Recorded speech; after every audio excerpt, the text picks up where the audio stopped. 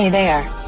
Subscribe to my channel and also press this bell icon so you can get latest video notifications.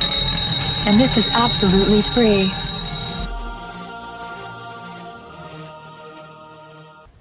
आज मैं आपको बताऊंगी sugar के लिए दो निहायत आजमूदा टोटके। दालचीनी लें और तवे पर बरियां करें। ठंडी होने पर इसे बारीक सफ़ूफ की तरह बना लें और किसी बोतल में महफूज कर लें। सुबह निहार मुँह 1/4 चम्मच लेकर ताज़ा पानी से खाएं और आधे घंटे बाद नाश्ता करें। 2 अदद भिंडियाँ लेकर अच्छी तरह धो लें और दोनों तरफ से किनारे थोड़े थोड़े काट लें और लंबाई के रुख में इसमें चीरा लगाएं और 1 गिलास पानी में भिगोकर ढाँप कर रख दें। नोट: इसको फ्रिज में ना रखें। सुबह भिंडियाँ निकालकर फेंक दें मगर पानी हिलाएं नहीं। ये पानी निहार मुँह पी लें। यह पानी लेसदार होगा।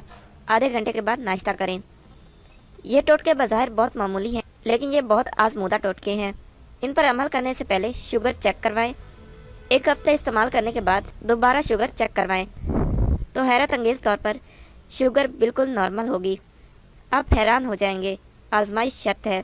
नोट: मगर इस दौरान कोई शुगर की दवाई इस्तेमाल ना करें।